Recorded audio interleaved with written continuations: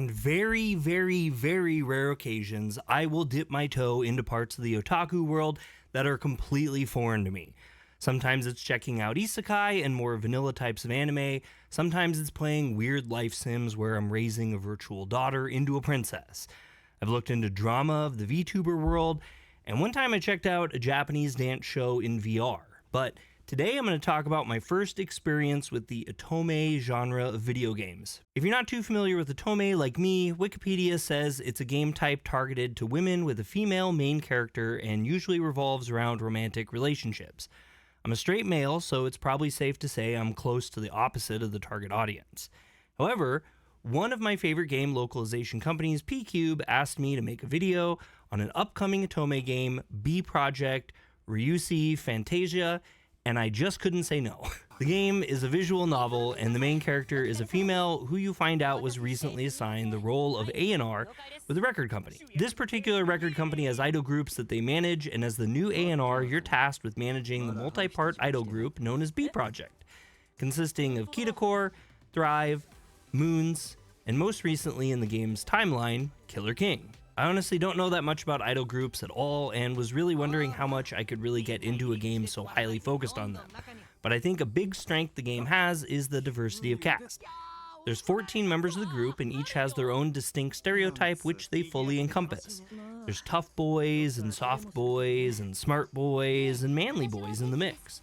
It sets up to an actually really interesting premise as you need to manage them all, which initially means learning enough about each of them to gauge their needs, but it later leads into management of their interpersonal skills between them all. The game starts off with a fairly standard intro where you meet a number of the idol members and get a taste of who they are, but then this moves into the main character, Sumisora, going on a flashback to how she got the A&R position in the first place, which was also about the same time I started to realize I was actually interested in what was going to happen next. It may be a little unrealistic, but Sumisora started off working in a music sales position, which you later learn is owned by the same company that records the musicians.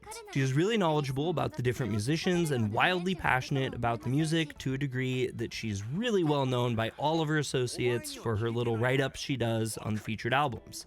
Won't go into all the details, but a situation arises with a customer and she ends up showing off her incredible deep critical thinking and understanding of music in front of one of the higher up staff members at the recording company. This leads to that staff offering her the position, which she obviously takes because who wouldn't seize that opportunity? This basically means that she works on a fairly intensive role without experience, which I personally found to be a really good premise to start with.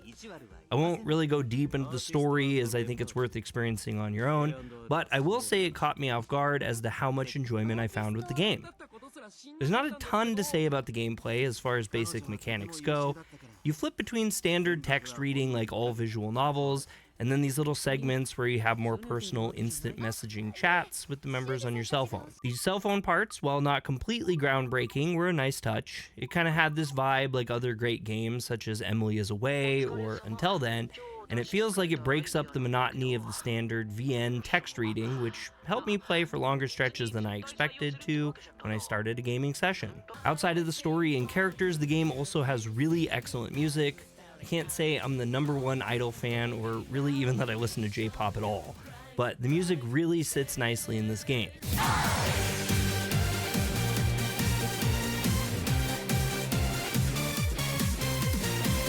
It feels really upbeat and modern and sets a great tone for the gameplay. I like it a lot more than other VNs I've played lately, which often have really monotonous or droning background music. The music wasn't overly distracting despite being a bit more complicated than most background music. The UI is also really fun and modern looking as well. Each of the idol members have their own color theme in the UI, which generally matches their typical outfit colors.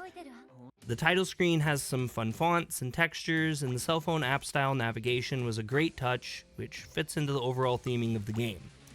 The art is also really great. All the characters look and act like 2D VTuber models, and they move around as they talk, which I thought was a really fun touch and added to their personality. The static artwork of the characters was high quality, and I liked the poses, backgrounds, and color pop of all the images. For this video, I'm only looking at the first chapter, so I can't comment a whole lot on the romance options, but it doesn't seem like the game is overly geared towards romantic elements and instead is just a bit flirty at times and seems to focus on a lot of the friendships and getting to know the dynamics over everything else. It really feels like a wholesome slice of life more than anything, so I think no matter your gender or preference, you can still find a lot to enjoy with this title. Finishing off with the technical side, the game ran really great on my PC, and I couldn't imagine any issues with it running on the Nintendo Switch either. The game supports controllers, and most of my game time has been on the Steam Deck, where it really ran great as well. I want to thank P-Cube for offering me a review copy of the game, and you can get a copy yourself for either PC on Steam or the Nintendo Switch, with links for both in the description. If you get a copy on Steam before the end of this month, you can save an additional 10% off, and if you're not totally sold on the game after this video, you're more than welcome to check out the free demo available. I will not be live streaming this game, but I look forward to your thoughts and welcome any questions you have for me below. I'm Dre with Yokoso Otaku. If you like this content, hit the thumbs up, and if you don't, hit the thumbs down, and subscribe to Yokoso Otaku for more anime news, reviews, and gaming. Catch you on the next one.